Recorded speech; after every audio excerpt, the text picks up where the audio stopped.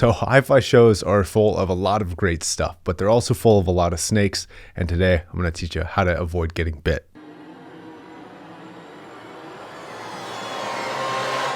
So I think the first real key is to understand your situation when you walk into a hi-fi show. What is it? Well, basically it's an environment that's set up to portray trials, but what it really is people walking in trying to spend money and companies desperately scrambling over each other to try and separate you from your money so that they get it and others don't. Now, personally, I think this is fine. You have vendors spending a lot of money so that they can sell you products that you want to buy. Now, in the best case scenario, you walk in wanting to spend money on a good product and you get a good product for your money. I think that's a fair trade.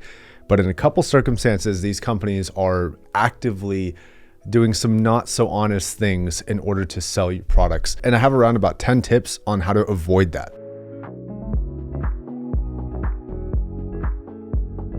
Okay, number one, this one is seemingly more applicable to cables and power conditioners and DACs than seemingly anything else. And it's when these guys talk in between switching in an A/B. I'll just give you a personal example. I've walked into rooms where they're testing different like RCA cables or speaker cables or whatever they were testing. It was like a cable switch thing. And what this guy would do is he would play with one cable and then he would stop, and then he would say, okay, now our cable is designed to make the highs seem a little bit blah, blah, blah, and make the mid-range seem a little bit better separated than the background instruments and the sound staging bigger.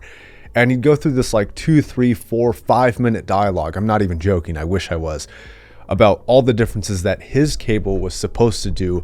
And then he would play his cable. So this does one of two things. So one, it separates your listening time by way too much. Like the most effective A/Bs are an automatic switch if you can get it to be as quick as possible, where it's just 1, 2, and then maybe an ABX with a third option. So your mind kind of has a break and it's harder to compare the differences. But the second thing that he's doing is he's sort of prepping your mind for what you're supposed to be hearing. It sucks because some people are really obvious with this where you don't buy the act at all. But there's some really fucking good salesmen out there who the average person is going to walk in not knowing anything and they're going to get scammed. Sucks.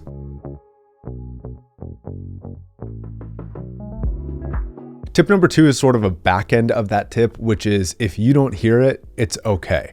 I've heard it all the time. You try 2 different things and you say, I don't hear the difference. And they say, really?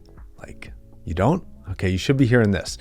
If you don't hear it, it doesn't necessarily mean that there aren't differences, especially if it's a more nuanced difference. It can be there, and if you're not a practiced listener, you won't notice the difference. But it's also completely possible that there is no difference, and you shouldn't give in to social pressure of feeling like you need to hear something and pretending like you need to hear something. And if there is a difference to be heard and you just don't hear it right now, that's okay. You don't need the gear, especially if you don't hear a difference.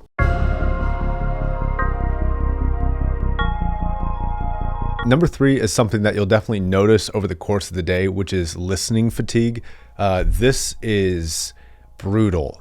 Your ears will hurt at the end of a hi-fi show, especially if you walk into a room and they're playing way too loud, which is very common because for some reason there's a misconception that loud equals good quality with certain hi-fi manufacturers. I don't think that's personally very true, but that's how some people choose to listen, and you're gonna have to suffer through that sometimes. This isn't really any companies like scamming you or anything like that. It's just something to be aware of when you walk into a room and all of a sudden you're really having a good time. It may just be because you have ear fatigue. So just be conscious of your ear condition throughout the day or days.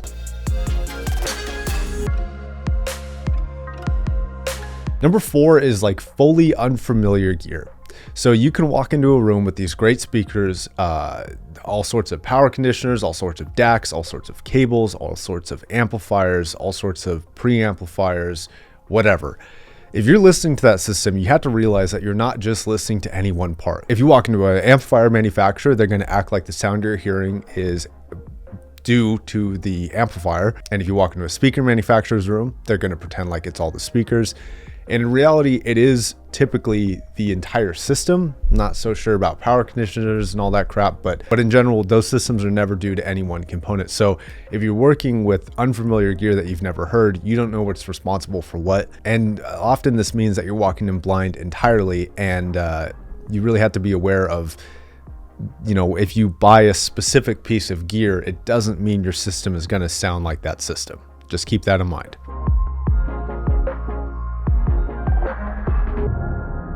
Number 5, pay attention to the room. This is a double-edged sword for manufacturers. You can take a manufacturer who has a good room and good setup skills, and their system is going to sound way better even if the gear is actually worse.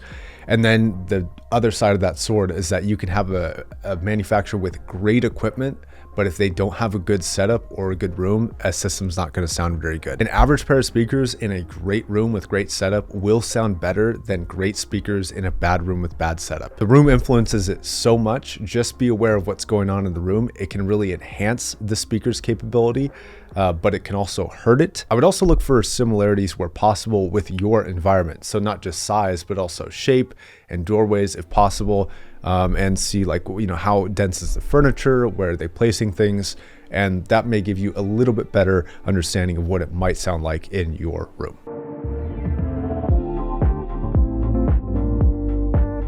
Okay, so this one's a bit of a meme, but it actually surprisingly goes over people's heads on why it's so effective, and that's classic audiophile music. So when you're talking about Chris Jones or Nora Jones or any of those just default audiophile tracks where you have like acoustic recordings, the recording quality is very good. It's like half the rooms feature these artists. But the truth of this is that while those are good recordings, the recording quality is excellent.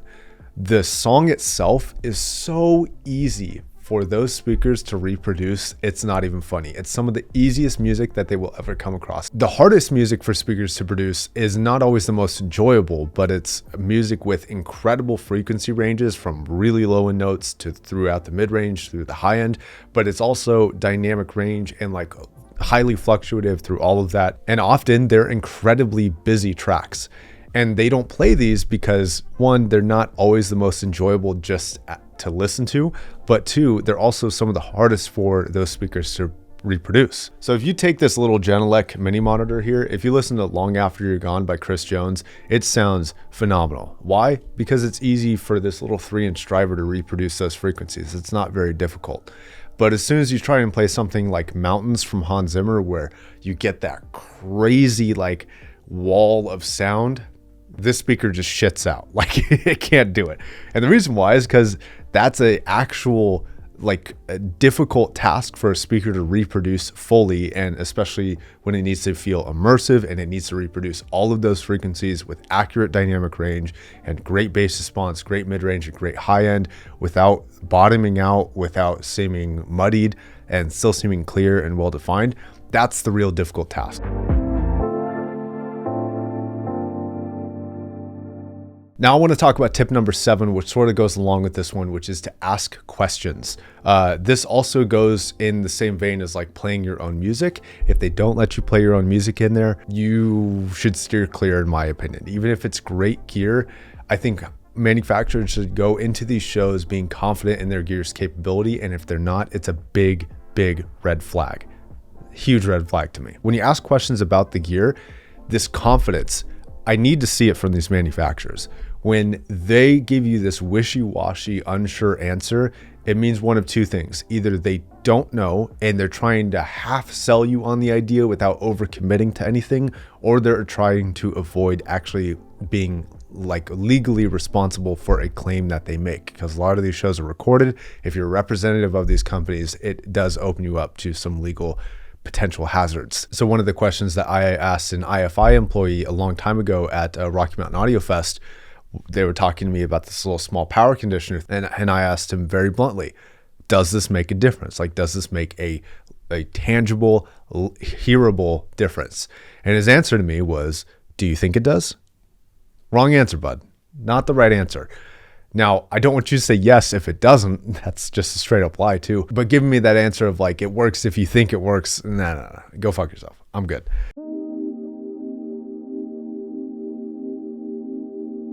Number 8 is pricing. So you can walk into a room and be confident in the gear that you're buying, but you may actually be paying the wrong price. Now, this is especially true on the high end of audio equipment. I'm not talking about things that cost like thousands of dollars. I'm talking about things that cost like tens of thousands of dollars. So let's say you go to an event and there's a topping room and they're letting people listen to the topping A90. It's a $500 amplifier basically everywhere. It's been $500. It should be $500. When they sell that thing to you, it's probably going to be $500. But when you walk into a high-end speaker manufacturer where it's $25,000, $30,000, $40,000 a pair, it will really benefit you to understand the prices of those products, either after you leave, going and doing independent research, or before you go. A tactic that's common not just for speaker manufacturers, but for car sales and everything, is to list a high price and then offer you a bargain. Because we're just such a good company that we're gonna give you $5,000 off because you're at a show and we like you. In reality, they just boosted the price $5,000 or $10,000, and when they offer you this deal, you feel like you're getting a discount, even though you may not be. Another thing you can do later is a lot of times you can haggle with these guys a little bit. So if they're selling a speaker for, let's say $60,000 is the price of it, if you go online and you contact them via email, it depends on the manufacturer. A company like Focal may not do it, but some other smaller manufacturers might take a $52,000 offer versus a $60,000 one just to make a sale.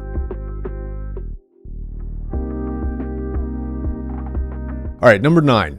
This one's pretty obvious, but it's hard to do. And if they're really, really good, it's almost impossible sometimes. And that's to read people. If you walk into a room and you're just not getting a good vibe, bounce. You don't need that particular piece of equipment. And even if you do need that particular piece of equipment, don't give that dude the satisfaction of knowing that he sold you on it. Just walk away and buy it later. Just when you feel that sense of like scum and villainy, but you feel that sense of like, just, I can't trust this person for one reason or another. I'm a person who believes in following their gut. I think you should follow your gut here. Like, you don't need the gear right now. You can buy it later if you really, really like it. Salesmen of any industry, they can be incredibly honest, but they can also be on the polar opposite. They can just be incredible liars and scammers. For example, if they're running a Windows computer for their show, you can hide EQ software easily, and you may be running an EQ to boost the performance of bass response or to fill out a gap in the mid-range of whatever speakers that you happen to be listening to or headphones that you happen to be listening to. And you could be listening to that thinking that you're getting one level of performance, and in reality, you're not. Now, I don't think that this happens often, but you have to be aware that it could happen. And one of the best ways to identify it without actually finding it is to sort of read the people in the room.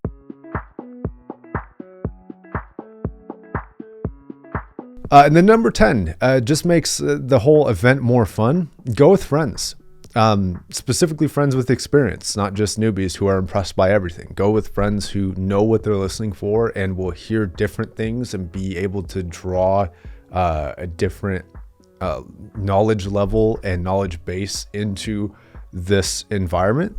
And they can call out some things that you may have missed. And they can also fill you in on areas that you didn't know about and you can then pay attention to.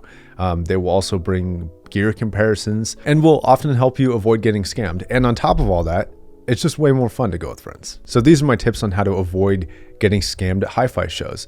They can be a lot of fun, but they're also a territory where tons of manufacturers are separating fools from their money. So try not to be a fool. All right, guys, thanks a lot for watching. Peace.